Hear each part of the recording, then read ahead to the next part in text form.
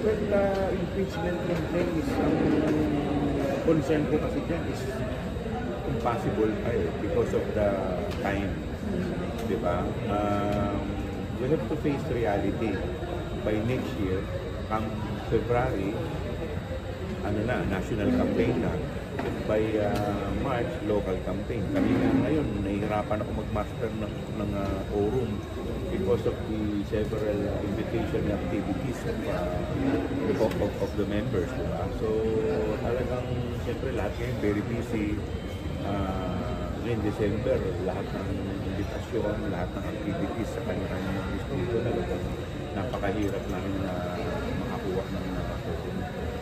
Pero sir, kung may 1/3 signature daw, pwede naman daw.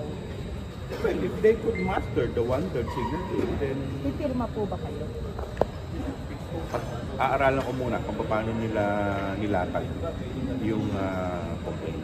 Pero sir, nakabatay sa hearings niyo po yung mga grounds nila. Yes, and I will check. Well, right from the very beginning naman, I am consistent naman na kung merong ground, meron naman talaga. But ang concern ko talaga is yung time element.